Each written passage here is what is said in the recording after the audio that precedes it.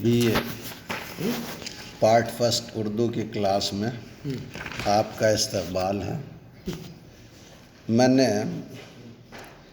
گزشتہ دنوں غالب کی خطوط نگاری پر آپ سے گفتگو کی تھی۔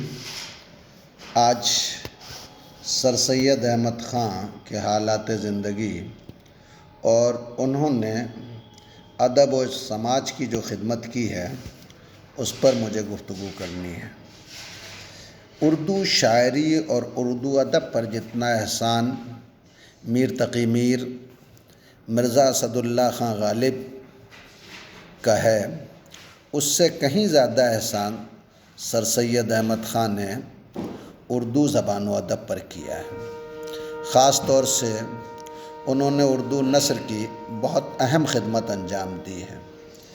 پروفیسر احتشام حسین نے لکھا ہے کہ سر سید احمد نے اردو ادب کے اسلوب اور مقصد دونوں کو گہرائی تک متاثر کیا ہے۔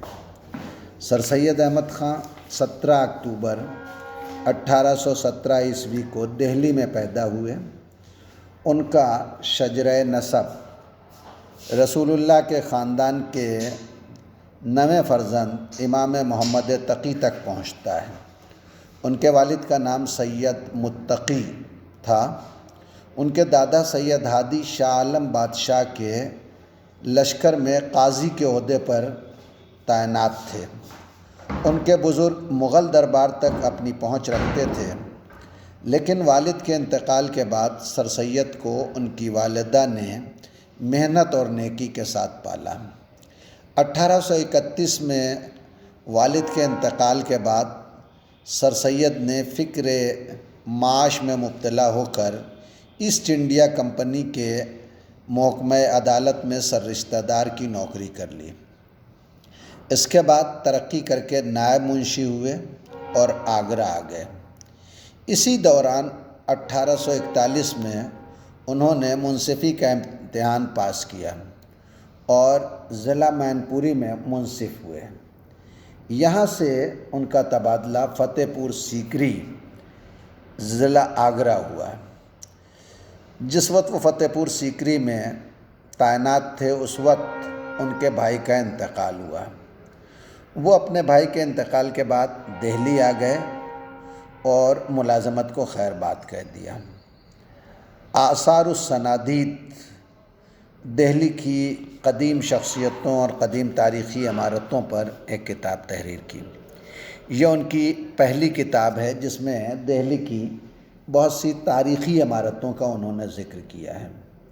1855 میں انہوں نے پھر ملازمت اختیار کی اور صدر امین ہو کر بجنور گئے۔ 1857 کا ہنگامہ انہوں نے بجنور میں ہی دیکھا، جس سے ان کا سیاسی شعور بیدار ہوا اور ان کی سیاسی زندگی کا آغاز ہوا۔ انہوں نے تاریخ ضلع بجنور تحریر کی۔ 1857 کے غدر کے وقت سر سید بجنور میں تھے اور 1857 کا سارا ہنگامہ انہوں نے اپنی آنکھوں سے دیکھا تھا۔ اس ہنگامے میں انہوں نے انگریزوں کی حمایت کی، جس کا حال انہوں نے اپنے ایک مشہور زمانہ رسالہ تاریخ سرکشی بجنور میں لکھا ہے۔ اس کے بعد سر سید نے بڑی جرأت و ہمت کا مظاہرہ کیا کہ انگریزوں کی ملازمت میں رہتے ہوئے انہوں نے 1859 میں ایک رسالہ تحریر کیا جس کا عنوان تھا اسباب بغاوت ہند، اور اس رسالے کو لکھ کر یہ ثابت کیا کہ 1857 کے غدر کی ذمہ داری ہندوستانیوں کے بجائے خود انگریزوں پر عائد ہوتی ہے، ہندوستانیوں پر نہیں۔ یہ بڑی جرأت و ہمت کا کام تھا جو سر سید نے انجام دیا۔ یہاں سے ان کا تبادلہ مراد آباد ہوا۔ مراد آباد میں رہتے ہوئے انہوں نے مسلمانوں کی تعلیم کے لیے ایک مدرسہ قائم کیا۔ مراد آباد سے ان کا تبادلہ پھر مشرقی اتر پردیش کے ایک شہر غازی پور ہوا۔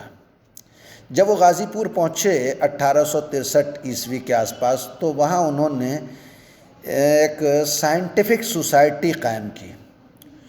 یہ سائنٹیفک سوسائٹی انگریزی کتابوں کا ہندوستانی زبان میں ترجمہ کرنے کے لیے قائم کی انہوں نے، اور اس سوسائٹی کے ذریعے انہوں نے بہت سی انگریزی کتابوں کا اردو میں ترجمہ کرایا۔ غازی پور میں رہتے ہوئے سر سید اپنے بچوں کی اعلیٰ تعلیم کے لیے انگلینڈ گئے، ان کا داخلہ کرانے اپنے بچوں کا۔ تو وہاں انہوں نے تعلیم اور سائنس کی جو ترقی دیکھی، اس نے سر سید کی آنکھیں کھول دیں۔ انہیں اپنی قوم کے پچھڑے پن پر بے انتہا افسوس ہوا۔ انہوں نے اپنی قوم کی اس پستی کو دور کرنے کے لیے 1870 میں ایک رسالہ تہذیب الاخلاق جاری کیا۔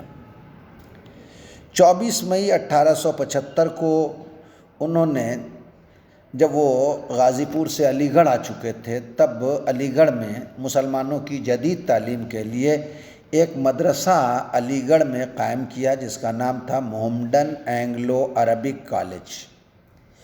یہ مدرسہ آج ترقی کر کے علی گڑھ مسلم یونیورسٹی بن چکا ہے اور AMU کے نام سے جانا جاتا ہے۔ سر سید نے محمڈن اینگلو عربک کالج کے لیے بے انتہا محنت کی، قوم سے چندہ اکٹھا کیا اور قوم کے لیے نئی تعلیم کا زبردست انتظام کیا۔ جولائی 1876 میں ملازمت سے سبکدوش ہوئے اور 28 مارچ 1898 کو علی گڑھ میں ہی سر سید کا انتقال ہوا اور وہیں دفن ہوئے۔ سر سید کے دل میں اپنی قوم کے لیے بے حد محبت اور ہمدردی تھی۔ وہ اپنی ہندوستانی قوم کو دنیا میں سب سے آگے دیکھنا چاہتے تھے، اور اسی مقصد کے لیے انہوں نے اپنی پوری زندگی وقف کر دی تھی۔ انہوں نے صرف ہندوستانیوں کے لیے جدید تعلیم کا ہی انتظام نہیں کیا، بلکہ مذہبی، سیاسی اور سماجی سطح پر بھی قوم کو وہ بیدار کرتے رہے۔ ان کا خیال تھا کہ جدید تعلیم کے بغیر ہندوستان ترقی نہیں کر سکتا، اس لیے انہوں نے انگریزوں کے تعاون کو حاصل کرنا ضروری سمجھا۔ سر سید نے اصلاح سماج و معاشرہ اور تعلیم کی دھن میں ہندوستانیوں اور خاص طور سے مسلمانوں کی زندگی کے ہر شعبے میں تبدیلی کو پیش نظر رکھا۔ ڈاکٹر سید عبداللہ نے سر سید کے بارے میں لکھا ہے کہ سر سید قوم کے سچے اور مکمل رہنما تھے، اور ان کا یہ قول 100% حقیقت پر مبنی ہے۔ جہاں سر سید نے ہندوستانی قوم پر احسانات کیے ہیں، وہیں اردو زبان و ادب پر بھی سر سید نے احسانات کیے ہیں، اور اردو زبان و ادب پر بھی سر سید کے احسانات کچھ کم نہیں ہیں۔ انہوں نے صحیح معنوں میں جدید اردو نثر کی بنیاد رکھی۔ رسالہ تہذیب الاخلاق نکال کر سر سید نے اردو نثر کو مستقبل کا صحیح راستہ دکھانے کی کوشش کی۔ ان کی ادبی خدمات کو ہم مندرجہ ذیل نکات کے ذریعے بآسانی سمجھ سکتے ہیں۔ سب سے پہلے سر سید نے سادہ، سلیس اور رواں زبان استعمال کی، فارسی کی تقلید کو ترک کیا اور معنی آفرینی کو لفظی بازیگری پر ترجیح دی۔ دوسرا کام سر سید نے یہ کیا کہ انہوں نے اپنی بات کو دلیلوں، مثالوں اور شواہد کے ساتھ پیش کیا۔ تیسرا کام سر سید نے یہ کیا کہ جذباتیت کی جگہ، ادب میں جذباتیت کی جگہ تدبر اور دروں بینی سے کام لیا۔ سر سید نے ایک پہلو اور جو ہے وہ مد نظر رکھا کہ مادی فائدوں کو کبھی نظر انداز نہیں کیا. انہوں نے انسان کے مادی فائدوں کو ہمیشہ نظر میں رکھا. انہوں نے فرد پر قوم اور جماعت کو ترجیح دی اور نجی اور ذاتی قسم کے مسائل سے گریز کیا. سر سید نے اردو نثر کے موضوعات میں تنوع اور وسعت پیدا کی. اس طرح سر سید کی نثر ان سے پہلے کے ادیبوں کے مقابلے میں بالکل مختلف ہو گئی. یہاں میں ان کے ایک انشائیت سے ان کی نثر کا ایک مختصر سا نمونہ پیش کرنا مناسب سمجھتا ہوں تاکہ آپ کو سر سید کی نثر کی خوبیوں کا کچھ اندازہ ہو سکے. برس کی اخیر رات کو ایک بڈھا اپنے اندھیرے گھر میں اکیلا بیٹھا ہے. رات بھی ڈراؤنی اور اندھیری ہے. گھٹا چھا رہی ہے. بجلی تڑپ کر کڑکتی ہے. آندھی بڑے زور سے چلتی ہے. دل کانپتا ہے. دم گھبراتا ہے. یہ میں نے سر سید کے انشائیے گزرا ہوا زمانہ سے ایک اقتباس پیش کیا، جس کو سننے کے بعد آپ کو یہ احساس ہوا ہوگا کہ سر سید جو نثر لکھ رہے تھے وہ بہت ہی سادہ، سلیس، رواں اور معنی خیز تھی، اور انہوں نے اپنی نثر میں بھی قوم کی سماج اور اصلاح کے پہلو کو ہمہ وقت پیش نظر رکھا تھا. آپ نے میری گفتگو سنی، اس کے لیے آپ کا شکریہ.